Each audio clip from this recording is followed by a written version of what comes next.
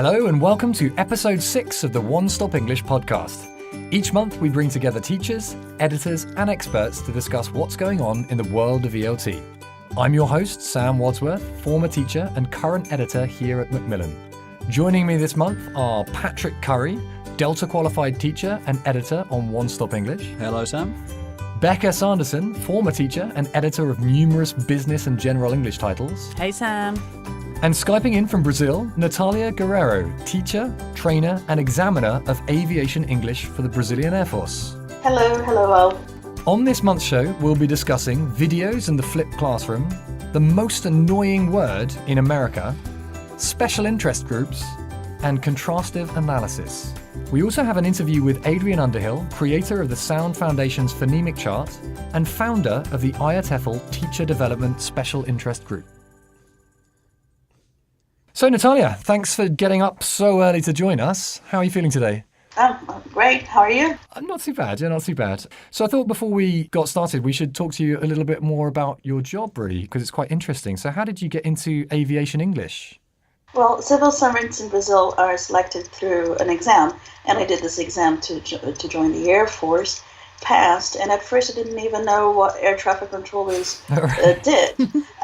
So it was quite a learning curve. But it was great learning from them what they do, and having aviation safety as the ultimate goal of everything I do. Right, yeah. And I think you were saying earlier when we were chatting before recording that you don't actually teach the standard grammar points. Some of them you don't teach because they don't use them. Yes, like the second conditional or especially the third conditional, they're not very common in pilot controller conversations because they're very bound by the there and then. Yes. So some grammar is different, and they also are restricted by phraseology. So every phraseology is a set of sentences that everybody memorizes around the world.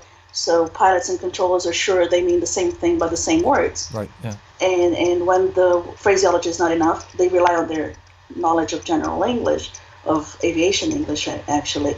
And that's what we teach them. We teach that kind of English that should be phraseology-like. Right, yeah. Well, thank you so much for coming on the show. Thank you for inviting me. It's an honor. You're welcome. Okay, let's get started. Becca, you're going to tell us why the modern teacher needs a professional online presence. Yes. First question for everyone. What do PewDiePie, Stampy Longnose, Nerdy Nummies and Dan TDM all have in common? I actually know this because I am a bit of a video game nerd, and the first name on that list is a very, very big YouTuber. Yes. He is a video game YouTuber. Yeah. So they're all vloggers, are they? They are all YouTube sensations. Have you heard of any of them, Natalia? No, they all sound like very interesting names. Right, yeah. Well, yeah, they all are YouTube sensations. So whether it be lifestyle, gaming or cooking or sport, these folk are all over YouTube with millions of people subscribing to their channels. But now there is a new wave of ELT vloggers who have come to join the party. Loads of short, slick, creative videos with enthusiastic and entertaining teachers who really seem to engage with their growing number of subscribers. Yeah, this is definitely a thing. Yeah. Did you know it was a thing? Not really. I mean, I think there was a recent article about it on ELT Jam. Yeah, that's what turned me onto it. So, yeah, a really nice post earlier this year by teacher and online content creator Tom Rees. And so he talks about the rise of these TEFL tubers and recommends a few. So I thought I'd check them out and report back to you, the One Stop Collective. So let's start with Tom Rees. His channel is called Eat, Sleep, Dream English. And I got in touch with Tom and he told me he started posting videos about a year ago. And he's got a really nice mix on his channel. So there's pronunciation videos, he looks at slang, there's songs, there's situational or survival English like ordering coffee in Starbucks. And then there's lots of really wonderfully random ones. For example, one of my favourites is how to say 7 famous British names perfectly. Another vlogger I got in touch with was John, and his channel is called Cork English Teacher, and he specialises in short, punchy prawn videos. In fact, he says he has yet to make a video longer than 60 seconds. Perhaps that's the key. Wow. And he says people use social media for fun. So by making shorter clips, he can really grab their attention and encourage them to interact a bit more. And I think interaction is quite an interesting point with these videos. So how do you think these YouTubers are able to interact with the people watching? Are there kind of the comment sections below the videos? Do people leave comments and they reply to the people who leave comments? Yeah. John from Cork English Teacher, that's exactly what he does, uses the comments. Anything else? I mean, it's quite common for any social media outlet to have Q&A sections. So often people would submit questions either via the comments or via an email or something like that, and then they would make a video answering those questions directly. I see, yeah. That's quite common. So sort of a sort of general feedback to the previous video. Yeah, I mean, that's a very common way to do things.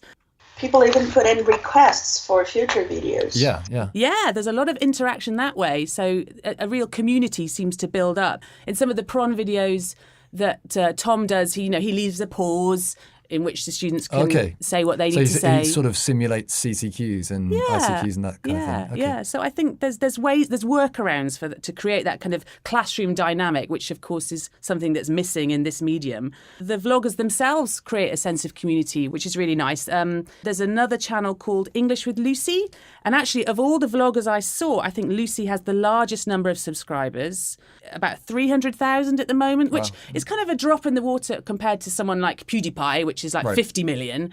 But I think for sort of an industry-specific video, that's not bad. Yeah. But yeah, she often has other vloggers on her show, on her videos. So it creates that sense of community, which is really nice. I think there's a lot of positives here for this kind of resource. John was saying that, they're free.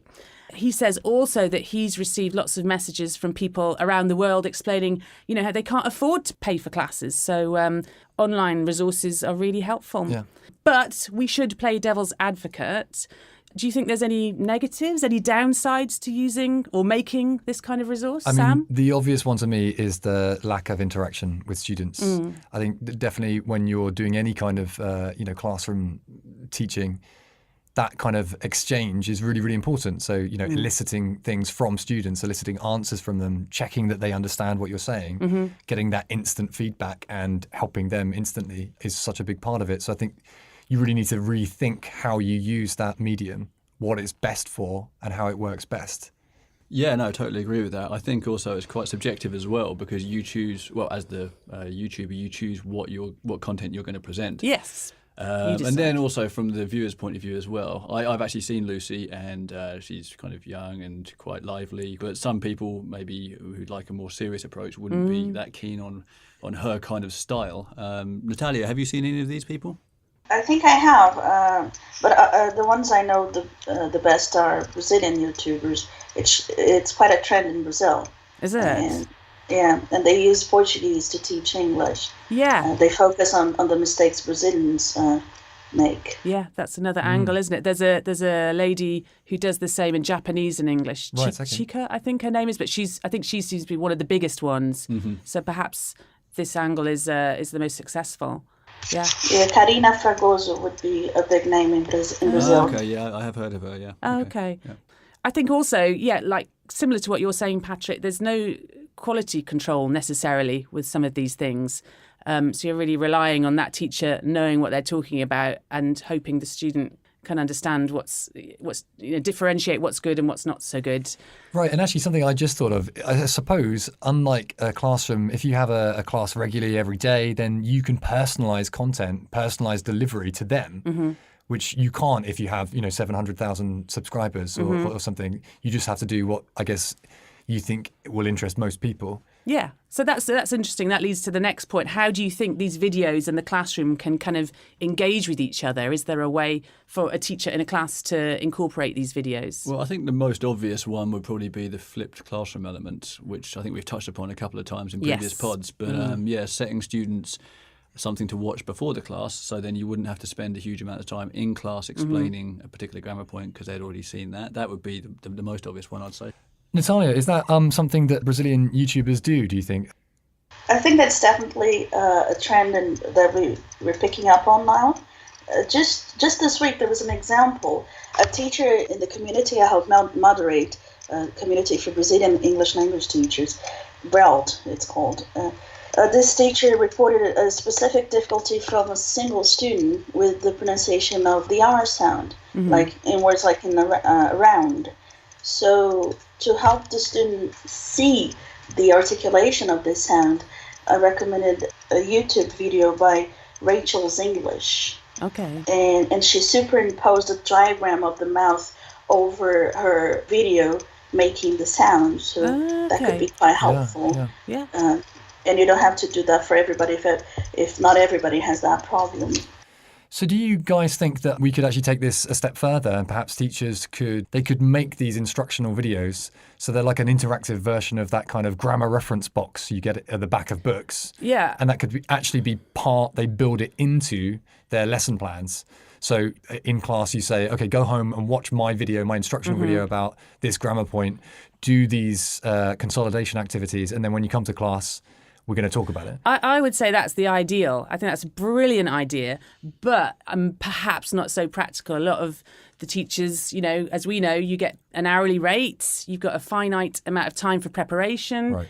So I don't know, the logistics of this is a whole different conversation, isn't it? But there's lots to think about and lots will be happening because, the subscribers will keep going up and these things are going to get bigger and bigger from what I can tell. But yeah, we'll put the links up on our notes and also for that ELTJAM article as well. So the listeners can have a look. If you like what you see, you could possibly integrate things into your lessons or recommend them to your students or maybe even start your own channel and become a TEFL tuber yourself. If you do, let us know and we'll check it out. All right, thanks, Becca. Patrick, I understand Americans have a huge problem with indifference. Yeah, this is a kind of a light-hearted second story we looked at. So basically at Pod HQ, we like to keep up with word news, and a recent story caught our eye during the last month, which was a poll of Americans aged over 18, revealed that for the 8th year running, the most hated word in the English language is whatever. Whatevs. Really didn't like it. And I think the dislike of it seems to stem from the fact that it's really, really dismissive. Just shows a complete lack of interest. And Whatever. Well, it annoyed 38% of people surveyed. It was their number one most hated word. It's only annoying in its usage as a one-word response when it expresses boredom or disinterest. So it's not, if it's a pronoun or adjective, then no one gets annoyed by it. But yeah, this got me thinking about how much influence a teacher's likes and dislikes of words should have over what they teach, what vocabulary and what phrases they teach. So just before I want to get into the discussion, Natalia, are there any words that you really hate and you wouldn't teach? I wouldn't say I wouldn't teach it, but I don't like the word academic when used as to mean it's not relevant. Right. Oh, I see. Okay, so it's academic. It's not worth talking about. Okay. Yeah. Okay. Sam, any pet peeves? Yeah, a few. I would say that it depends on something. At low level, can be quite frustrating. I think for the learners as well, because they often can't actually explain the conditions that something depends on. And if you're asking them about something, that is just sort of a simple binary choice and it's just to help them practice the language, like do you prefer tea or coffee? Do you prefer sushi or pizza? Often the response you get would be, it depends. And then they're unable to explain the conditions that it depends on, which can be frustrating for everyone. I also find the word like, particularly in American English, used as punctuation, very annoying. When people say like, I'm talking about something on a podcast, like, and it's really like used as like, I don't know, punctuation. I think that would be annoying, but that's annoying for native speakers as well. I'd try and stamp that out of them. Becca? Like was definitely on my list, and I know I do it myself, and it makes it even more annoying somehow. Another one, which I think is maybe just my own personal thing, is saying right at the end of a sentence when you don't really need to say right at the end of the sentence. I wonder if that's a bit more of an American thing, so maybe that's why I think it sounds a bit strange in British English, but I do think that might just be a just me sort of thing. Okay. And so, but that's a good question, because it's just a me sort of thing, is it my right to remove that from the classroom and tell people not to do it? That's the question. Should we, how much influence should teachers have over the language they teach? I don't know if it's necessarily our role. Our role is to help them communicate, and if that's the way that they want to express themselves, I think that we should be helping them do that. I don't think it's, necessarily our right, if you like, to stop them doing that. We can make them aware of what they're doing. For example, you're using as punctuation. We wouldn't necessarily do that, I think, because sometimes people just fall into the habits of doing these sort of verbal tics. Natalia, what do you think? I think we should also help them be aware of the different connotations of the word. I was talking about it with a friend, and her husband, who's an engineer, went to the U.S., and the cashier asked paper or plastic, and he said whatever. And this is a 40-year-old PhD, a doctor, saying whatever. And the cashier didn't like it, and it started mumbling, whatever. And he said, and then he was very worried, is it wrong to say whatever? He should be aware that people will see it negatively. Because in that context, it sounds all right to me to say whatever or whichever. Either thing is okay. Yeah. But I think it's the dismissive tone that's the thing that people react negatively to. Yeah, absolutely. But I think you're you're absolutely right about connotations, because certain students are not aware of the connotations of various words. So it's important to say that. But I think I agree with Sam that you shouldn't dictate what they can and can't learn based on your likes and dislikes. Just to round this off, there's some other words in the list I thought you might like to know. The word chillax. I quite like that. Deeply unpopular. Also, another noun, staycation, a blended noun, so staying at home vacation. Yeah. Two more phrases. One of them was, it is what it is. Right. Very annoying. And also, at the end of the day. Oh, right. Classic People sort of didn't like that footballer's either. phrase. Two more briefly. As nominated by producer Rachel, the word moist. Oh, yes, that's a much hated word, isn't it? It's very wet sounding. Even when referring to cakes, apparently. Yeah, the M word. And finally, my personal bugbear is this one, is people who prefix sentences with "to be honest." I'm as guilty if they of were that. going to be dishonest. Yeah. Yeah. So, to be honest, I think we should round this off and move on. Well, at the end of the day, I think you're right. So, listeners, what are your thoughts? Do you have a professional YouTube account? Are any words or phrases banned in your classroom? Email your comments to onestoppodcast@springernature.com.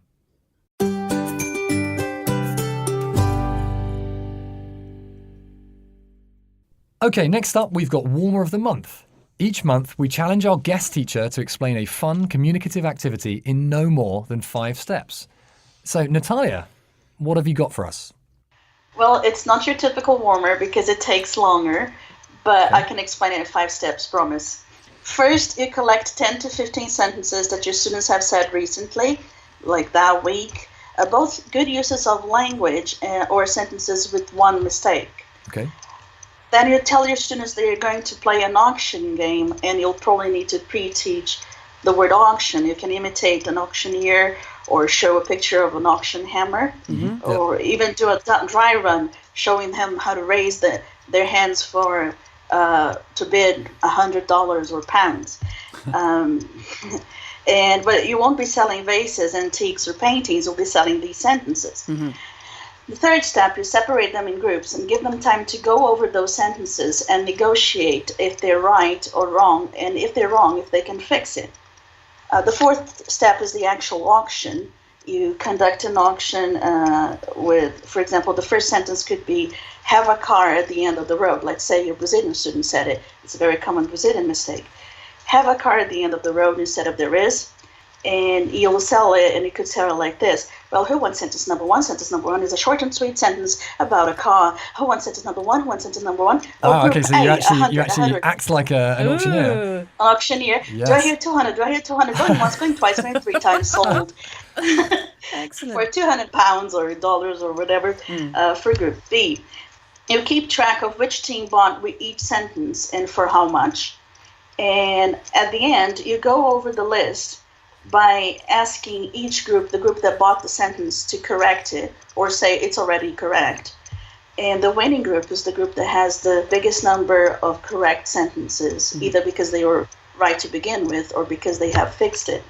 Or if there is a tie, then the winning group is the one with most money left over. Excellent, yeah. Brilliant. I like this. It sounds great because it appeals to the competitive instincts of students. And I think we can all agree that we've had lots of students who are deeply competitive.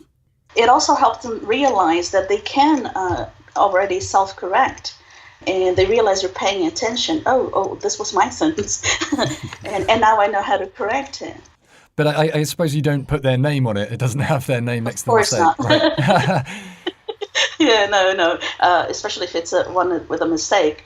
And sometimes I change. For example, if they say I'm from Rio de Janeiro and I only have one person there, I change the city. Yeah. Right, yeah. So that they know the mistake, but not who said it. Yeah.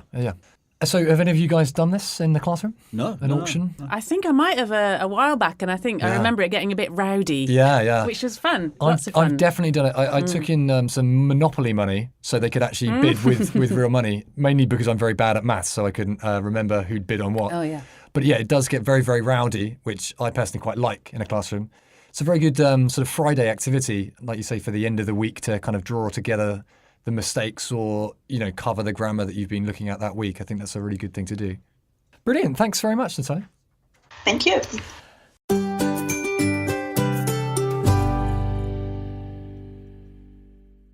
Now it's time for Word of the Month.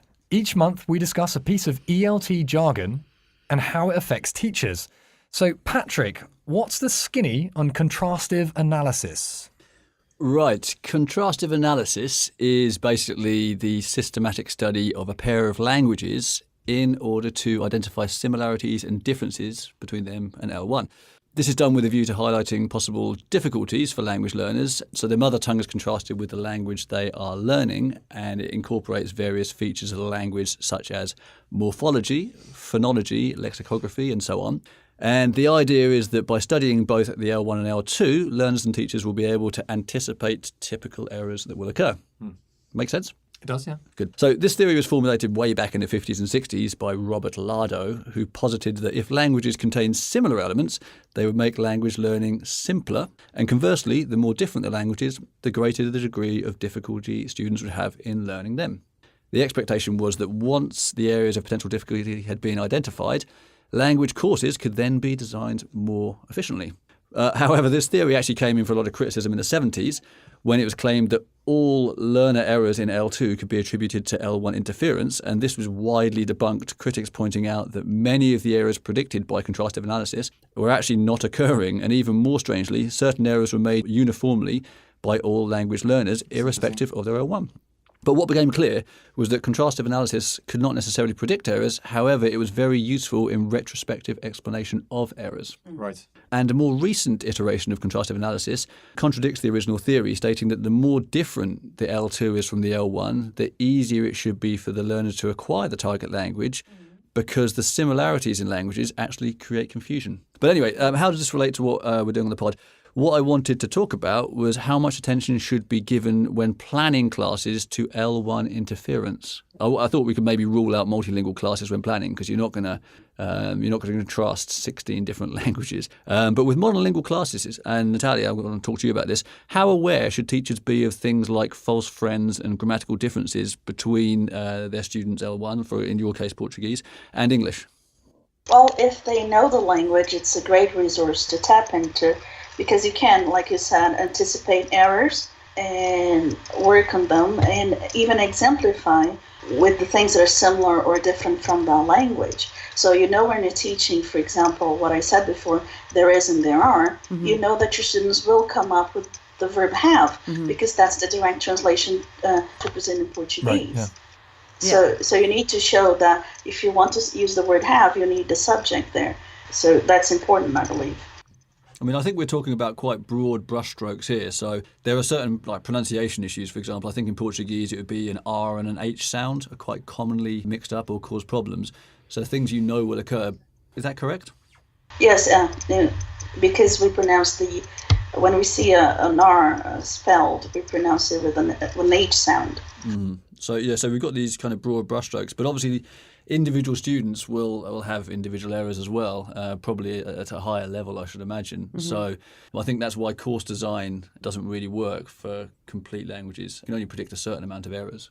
Sam, have you ever had any, in planning stages, in previous pods you said you spoke French. Did you ever teach French students and look at the language beforehand? No, I mean, so I only ever taught French students in a multilingual class. So definitely anytime I could help them one-on-one if they were struggling with the meaning of a word or they were making an error that I thought was caused because of interference from their L1, then I would try and help them. The only experience I've had of monolingual classes was I used to teach in Vietnam, and really my understanding of Vietnamese is nowhere near good enough to help me do this with them. So I just focused on English. Mm-hmm. Yeah, I think similar in Japan. And also what Natalia was saying in that once you start learning the language yourself, then you can become more aware of it. But it can trap you as well. Right. But I think when you go, a lot of us, go to another country for the experience as well as for the teaching. And so I think you'd want to kind of inform yourself on that language and the things that can come up that are particular to that language. So, read up on things. I think that's what you do anyway, hopefully. Yeah. Well, I think for a teacher and by extension for a student, being aware of common pitfalls is obviously very useful. But Sam, Becca and myself, we're all talking from the perspective of, we're native speakers, but obviously a lot of teachers are non-native and are also even bilingual like yourself. So Natalia, from your point of view with bilingual teaching, does this have a more impact? Yes, because we know the language deeply, and we can help them through the same process we've gone through. We've learned English, and we know where the main pitfalls are. So I believe we can help our students with that. It's probably easier for you then to address those pitfalls, to predict what might come up. To predict them, because as you say, you've gone through it yourself. Yes, the ones I know are there, of course, because they're pitfalls I still find myself falling into. I suppose, of course, there are always unexpected errors which will come up, but as a general rule, having learned a language yourself, you can see more easily what errors your learners may encounter. Yeah, definitely. Mm-hmm. Great. All right. Thanks very much. Now let's move on to the interview. This month, Patrick is talking to Adrian Underhill about comfortable intelligibility, world Englishes, and improv in the classroom.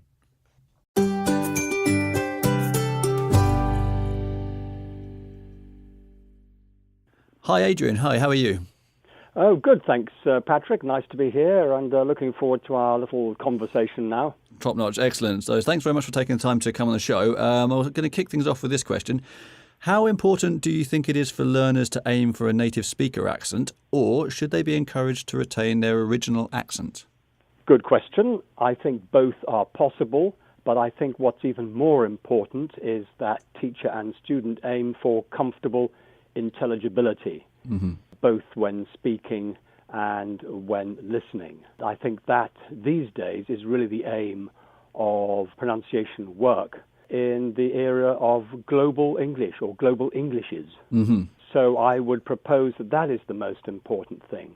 And I think that if one chooses a good method, and the method for pronunciation that I propose reconnects learners with their pronunciation muscles so that they can, so to speak, escape the grip of their mother tongue pronunciation. And once they're in that kind of zone, the learner does actually have options to head towards a certain model, whether it's native speaker or movie star or singer or local hero or friends, or retain their own accent and head for another kind of zone. All of these are possible, but I think intelligibility is the new correctness rather than some older form of precise correctness matching a certain esteemed model. I think esteemed models are fading out.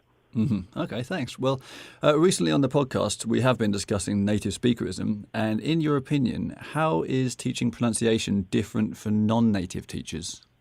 Well, first, I should say, it's a good question. I would say that every teacher should teach their own accent, native or non-native, and expose their students to multiple other accents. So people really are getting exposed to global Englishes, including those of their teachers. I think that the non-native teacher is very useful because they are probably inquiring into their own pronunciation, and to be a teacher who is inquiring into their own pronunciation will be of great help to their students. The native teacher, too, needs to be inquiring into how they speak and how they pronounce, and finding in their own mouths the sounds that their learners are making in order to be able to help them. Okay. What would be some good ways of exposing students to other accents, other Englishes? Well, first of all, in some cases you can say, look, listen to the other teachers in this school. Some of them speak different ways. Listen to them carefully and try to have conversations with them. but especially, of course, go online, where we can be exposed to so many different accents, whether they are websites which actually specialize in accents, but I'm not particularly thinking of those. I'm just thinking of those accents that you will meet simply through your normal work cruising about on the web. Okay.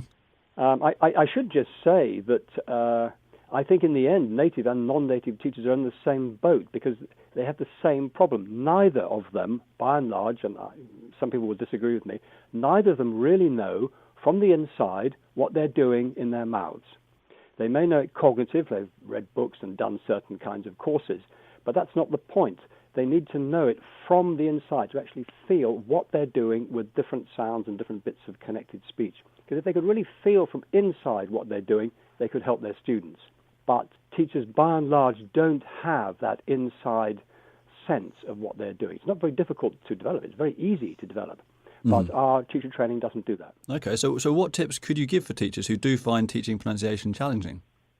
Well, there's one simple way out, which is to get into your own mouth and feel what's going on with the different sounds and the sounds connected into words and word stress and the words connected into connected speech. And that's what I do in my intensive courses, and I believe that there are probably other ways that you can do that.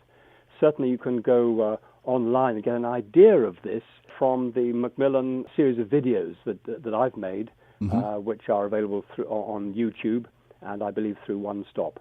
Absolutely, yeah. So that's one approach. Okay. Well, let's move on. I want to talk a little bit about conferences. And as a former president of IATEFL, what would be your advice for teachers going to conferences or, for example, wanting to present at conferences? Well, I think conference fatigue is a problem, and there's so much going on. It is important to focus on what really interests you. And don't just fill your head with what people say, but look for your own curiosity and what really fires you up so that you follow your own interests and feed your own interests at the same time. Being selective, so to speak. Be very selective. And, people in conferences take it all very seriously, but it's just a show. Playfulness is the issue, and, we should enjoy the playfulness of learning, I think. Are you talking also about people who are speaking at conferences? Well, if teachers want to present, yeah. So if they're a first-time presenter, for example. Well, one thing I notice, not just in the first-time presenters, is that people take 15 of their 30 minutes sort of by way of introduction and don't get into the meat of what they want to say until the last 10 minutes. Right. So I always say to people, start halfway through, just get into it. Yeah, so get rid of the preamble and the waffle and go straight to the point, yeah. Yeah, maybe give it one sentence, but then get straight to the point. Excellent advice, it's great. Nervousness, I think, which holds people back. I think you could be right, absolutely. But conferences and also qualifications can be quite expensive, and a lot of teachers are not in a position to be able to attend them. So how could they make more out of their professional development if they're not able to go to a conference? Well, nowadays, I think we're all in a very good position regarding that because we can join online. You don't need to attend an IATEFL conference in person. There's so much going on online, especially through the special interest groups. Engage with them, work with them, write for them. You can do that all from your own place in the world, wherever that is. But also I think that we can develop our own little learning communities around ourselves, depending on what we're interested in. Talk to teachers around us, and even if it's just a learning community of two, discuss what you're doing and experiment together, and gradually other people will perhaps join you. Yeah, I think maybe kind of peer observations and observation, a very good idea. Yeah, that kind of thing's maybe a little bit left by the wayside. Sometimes people look for a bigger kind of more active solution, and then there's something on your doorstep. So exactly. Okay, well, yeah, we do look at a lot of professional development on the podcast, and I saw an interview with IATEFL Issues magazine, which you did, and you said that teacher development is the process of becoming the best teacher one is able to be, and a process that can be started but never finished. So how do you ensure that your teaching and indeed your teacher training stays fresh? Well, I have a little mantra, which is like, see what's going on, do something different, and learn from it. And so whatever's happening in a class or in a training room, try to really see from different perspectives and different points of view what's happening without judging it. Just see what's going on from different angles, different versions of what's happening, and then try doing something different, not to improve it or for the hell of it, but because when you do something different, you learn even more about what's going on, and then learn from it. Okay. So, and I think that I regard that as a kind of playfulness, a kind of useful playfulness. So keeping a lightness to the approach, so not kind of an exercise of curiosity, a way of actively being curious. Excellent. So you've been in ELT for 4 decades now, I think, and there's been lots of changes in that time. Yeah, that's right, there have. Yeah, and what do you see as the future of teaching? Is there going to be kind of robots or apps and everything taking over? Well, I think probably quite a bit of bad teaching could well be replaced by robots and apps, and it might be useful if it was. But technology will, of course, provide further extraordinary resources and amazing access and facilities. It won't be able to replace what good teaching provides, which is making meaning, making genuine interaction, providing real feedback, and above all, creating relationship, which is the area out of which language comes, making and feeding relationship. Yeah, no, that's an excellent point. Creating a rapport with the students. Rapport, meaning, relationship. Yeah, exactly. Very, very important. But I think that, unfortunately, all teachers aren't good at this, and that's not necessarily their fault. It's because, in my view, our methodology doesn't really deal with it. Yeah, is that to do with addressing classroom management, student motivation and engagement? Well, classroom management, I think, is very much part of... It is, yeah, but when you consider classroom management, it is the mainstream of our methodology. But I'm talking about something beyond classroom management, which is relationship in class, facilitation rather than teaching. Yeah. It's the factor X that Earl Stevick used to talk about. It's something that is bigger and deeper than any methodology. Yeah, and perhaps that's something that comes just through experience. It's not something that you can put on an initial teacher training? To a certain extent. I don't know if you can train it, but it is possible for anyone to become a better listener. It's possible for anyone to become more empathic and to understand more of what's happening in their class and to make more use of the energy there, of the spontaneity of what happens in class. Mm-hmm. Okay. To be better at departing from their lesson plan and then getting back to it. Sure. Speaking of spontaneity, you're a jazz musician, and you like a bit of improvisation. How much of a role do you think improvisation plays in the language classroom? Well, it plays a big role for everyone because we're all at it all of the time. We plan a lesson, but we don't know what's going to happen. And then we go into the lesson. And if you're sort of not comfortable with improvising, you sort of bash the lesson back into the shape of your lesson plan. But in so doing, you miss most of the energy that could be converted into learning.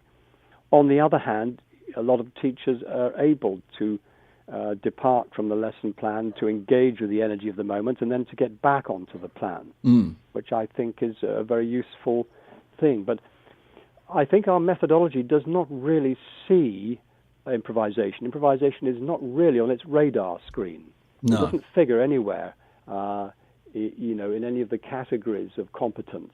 And it needs to be addressed head on because it is what happens most of the time. Yes, yeah. And I suppose coming back to something we mentioned earlier, that could be to do with peer observation. If you see a colleague who's very good at kind of addressing issues that come up in class, you can then take that away and use that in your own practice. Yes, and of course you can. And what needs to happen is that people talk about improvisation, and there becomes a discourse of it, so that we can then get better at it, critique our own capacity to make use of what happens, to make use of the offers that come all around. Every student response is an opportunity for something slightly off the lesson plan. Yeah. How do we use that? Yeah, excellent question. So finally, I want to ask you one more question. Yeah. And so if you could make one significant change to the world of ELT as it currently stands, what would that change be? Well, one thing that comes to mind would be that you're talking about waving a magic wand, are you? I am, yes. Okay. Well, I'd quite like to wave a magic wand which created a methodology which was better at examining itself and critiquing itself than the one we have. Right. One which is sort of paradoxically really searching out its own blind spots, and that has a built-in alarm that goes off when it gets too distanced from what's really going on in learning in the classroom. Okay. A self-governing methodology. Yeah, I would like it to deal more with relationship, more with inquiry, more with reflective practice, more with the drama of learning. Learning as drama, drama as learning. Excellent. Brilliant. That's a great answer. Well, thank you so much for taking the time to talk to us. It's been really fascinating. Well, thank you very much. It's a pleasure to be on this Macmillan show. Mm-hmm. And I'd like to propose to people that they might like to tune in to One Stop amongst many other aspects of what Macmillan offers. Yeah, thanks very much. And enjoy IATEFL and beyond, and good luck for the rest of 2017. Marvellous. Thanks very much, Patrick. Cheers, Adrian.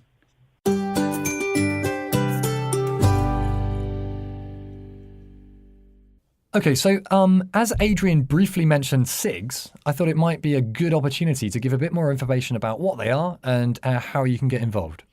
So special interest groups, or SIGs, essentially help teachers develop specialisms in key areas of ELT. Each group offers dedicated forums and newsletters, as well as a program of training events, workshops and conferences around the world. Currently, there are 16 special interest groups to choose from. Things like teacher development, young learners and teenagers, English for specific purposes. So there's lots of different areas for you to get involved in. Now, to join a SIG, you have to be a member of IATEFL, although non-members can go to SIG events. So if you want any more information about special interest groups, please visit the IATEFL website.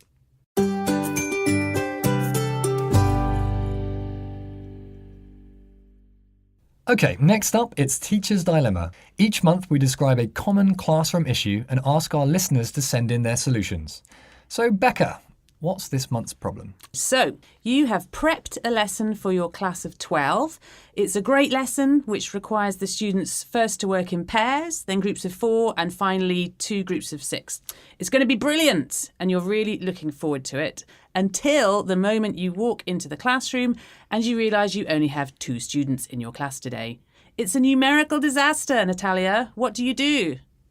Well, cry internally, and of course, there's always crying. But you have a chance to work on their individual needs, and you can do task repetition in some other way, asking them to do in a pair, and then doing it with you when you play devil's advocate, maybe, or imagining they're presenting to a boss or a different context, different registers. Yeah, I think you're sort of seeing it as an opportunity rather than as a disaster. Yeah. And I think in early teaching days, you're a bit scared by that. You're a bit thrown and you've had it all planned and what do you do? But yeah, I think it's a wonderful opportunity to work with those 2 students directly, isn't it? Yeah. Okay, listeners, over to you. What do you do when your class is smaller than expected? Send your solutions to onestoppodcast@springernature.com.